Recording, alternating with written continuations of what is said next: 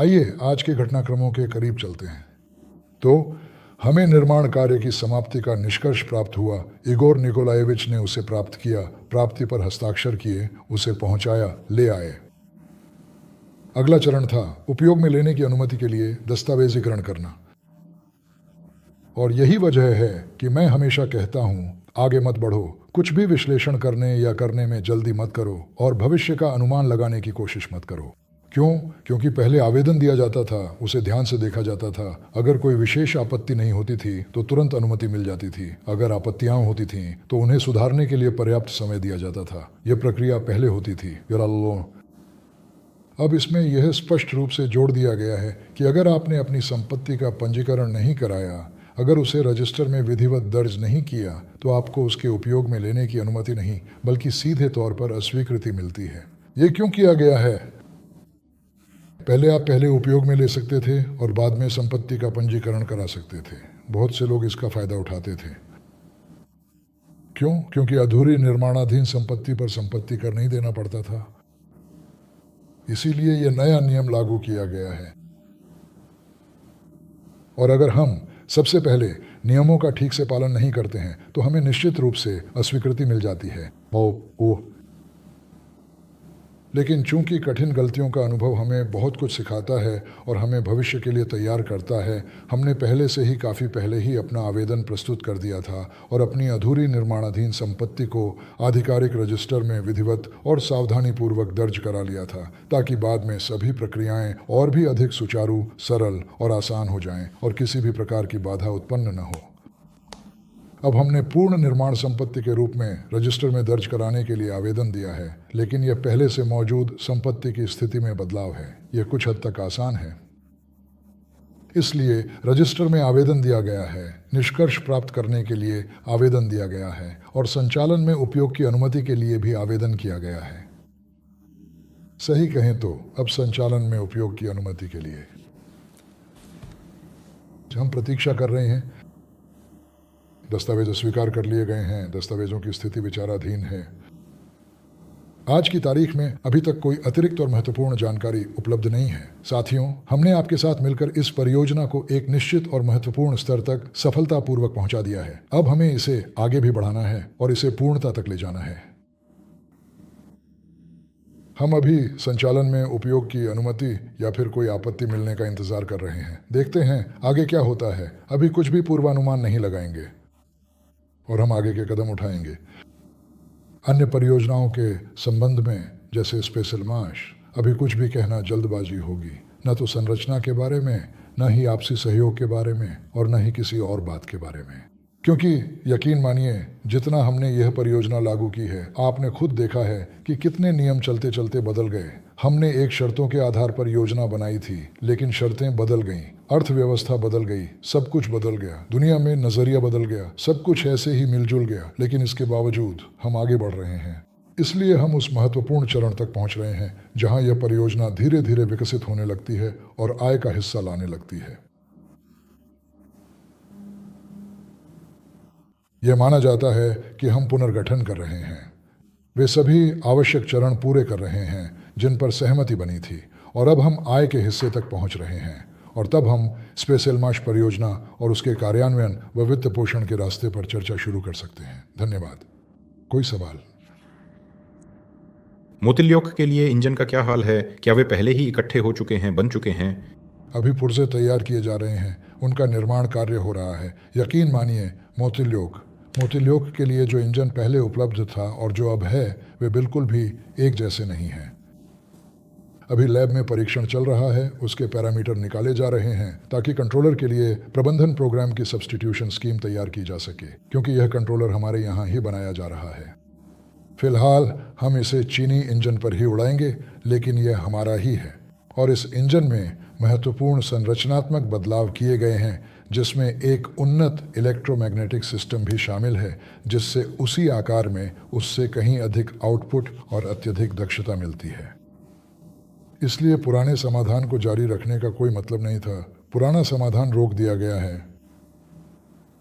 जैसे कोरोलियोव रॉकेट के लॉन्च पर उसे लॉन्च पैड से रिकॉर्ड करते थे, ठीक वैसे ही यहाँ भी है, क्योंकि जो महत्वपूर्ण अनुभव हमने इस प्रक्रिया में अर्जित किया उसने हमें कहीं अधिक बेहतर परिणाम हासिल करने में मदद की।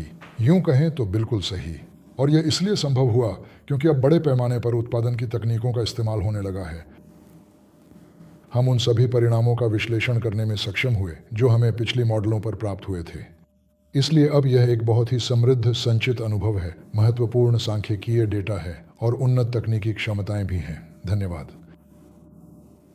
हमने इस सवाल को आंशिक रूप से पहले छुआ है, लेकिन कृपया परिचालन में लाने की प्रक्रिया के बारे में बताइए। क्या करना, तैयारी में कितना समय लगता है, जांच में कितना समय लगता है और अन्य विवरण बताइए। तैयारी के लिए हमने वही समय खर्च किया जो हमारे पास वास्तुकला और नगर नियोजन समाधान प्राप्त करने में आई रुकावट के कारण था। उस समय हमने दस्तावेज तैयार किए थे। हमारे पास केवल वास्तुकला और नगर नियोजन समाधान की ही कमी थी। हमारे पास निर्माण कार्य की समाप्ति का प्रमाण पत्र नहीं था। पूर्ण निर्माण परियोजना पर स्वामित्व अधिकार का पंजीकरण भी नहीं था, सीधे तौर पर रोसरेस्टर में। यही महत्वपूर्ण दस्तावेज हमारे पास नहीं थे। जैसे ही ये आवश्यक दस्तावेज हमें मिले, हमने इन्हें तुरंत भेज दिया। उत्तर की प्रतीक्षा कर रहे हैं। अगले सप्ताह की शुरुआत में या तो स्वीकृति मिल जाएगी या कोई टिप्पणी आएगी। इस तकनीक के अलावा और कौन कौन से विकल्प थे? मैं बहुत सारे विकल्प गिना सकता हूं, लेकिन क्या यह करना वास्तव में और सचमुच आवश्यक है? क्योंकि काफी दिलचस्प परियोजनाएं थीं। मान लीजिए अभी हमारे पास अपनी खुद की बैटरी बनाने की एक बहुत ही महत्वपूर्ण परियोजना शुरू करने का एक शानदार मौका है। क्या यह वास्तव में किया जा सकता है? किया जा सकता है। लेकिन समाज पर प्रभाव के पैमाने पर देखें तो बैटरियां और एसिंक्रोनस मोटर, इनमें से किसका प्रभाव अधिक है? मोटर, बिल्कुल। बिल्कुल मोटर। लेकिन बैटरियां भी दिलचस्प हैं। देखिए, कंट्रोलर, बैटरियां, ये सब सहायक चीजें हैं। इन्हें आगे भी विकसित किया जा सकता है। लेकिन समझिए, बात यह है कि आप हमेशा विकास कार्यों में ही नहीं लगे रह सकते, एक चरण से दूसरे चरण तक, और बेहतर। लेकिन एक जगह रुकना पड़ता है। बस अब काफी है, अब उत्पाद बनाना शुरू करो। अगर आप और आगे सुधारना चाहते हैं, कृपया करें।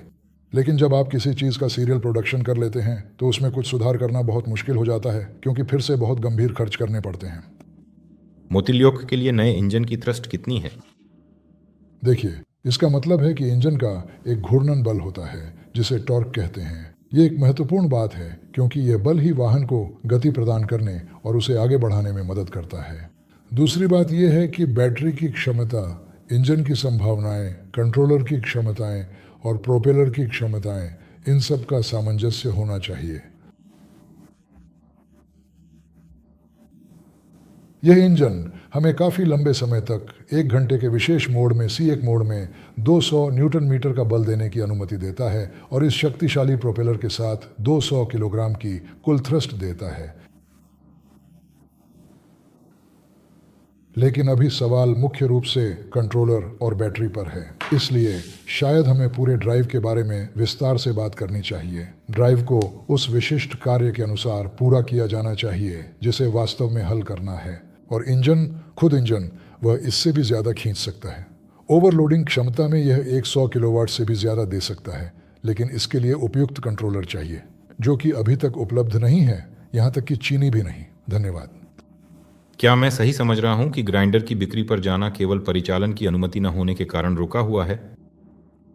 सिर्फ यही नहीं, बात यह है कि चीनियों ने हमारा काम थोड़ा मुश्किल कर दिया है। हमारे साथ ऐसा पहले भी कई बार हो चुका है। अभी हम कह सकते हैं कि हम चीनी विरासत का इलाज कर रहे हैं,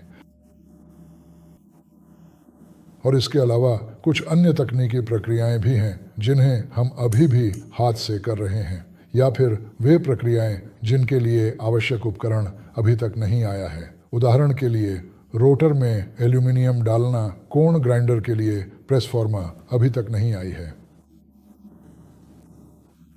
आज ही सच कहें तो हमारे साथियों ने वीडियो शूट किया है, वे उसे अपलोड करेंगे। हम स्टेशन को चार्ज कर रहे हैं, वैक्यूम इम्प्रेग्नेशन स्टेशन, जिसमें वाइंडिंग्स की वैक्यूम इम्प्रेग्नेशन की जाती है।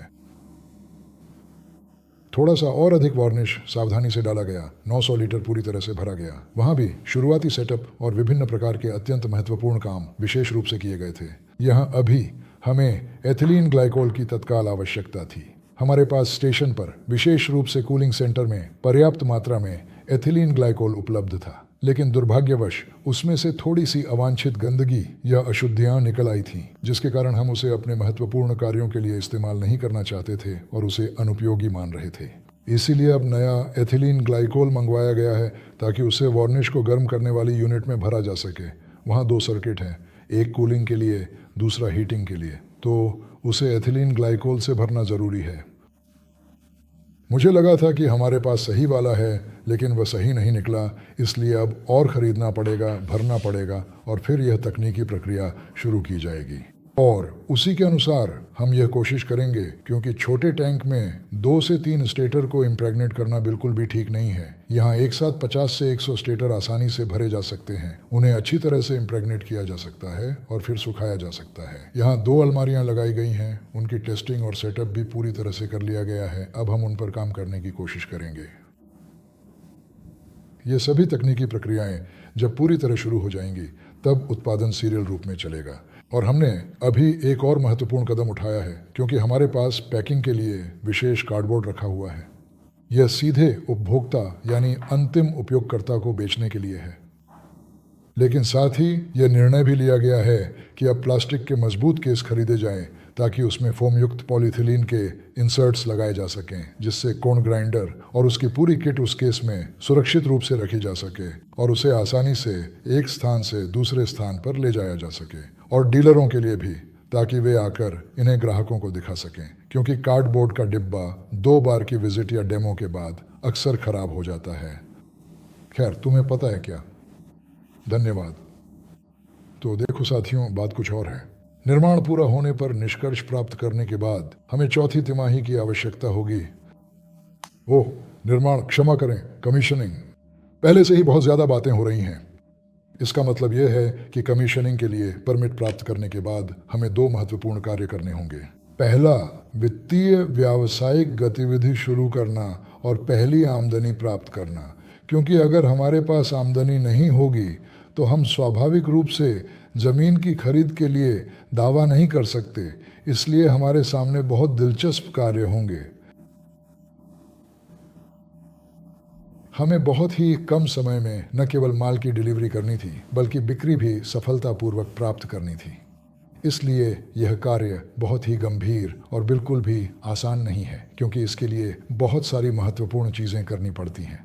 इसीलिए हमने बेकार में उन प्रक्रियाओं की वेयर हाउसिंग के लिए कंप्लीट सेट तैयार नहीं किया था, जिन्हें हमने पहले ही सीख लिया था। हम तुरंत ही प्रोडक्शन शुरू करते थे, उत्पाद और पुर्जे बनाते थे, ताकि समय की बचत हो सके। इसलिए हमारे सामने दिलचस्प घटनाएं आने वाली हैं। जैसे ही कुछ होगा, कोई भी नई ताज़ा जानकारी तुरंत आप तक पहुंचा दी जाएगी। कोई भी इसे रोक कर नहीं रखेगा।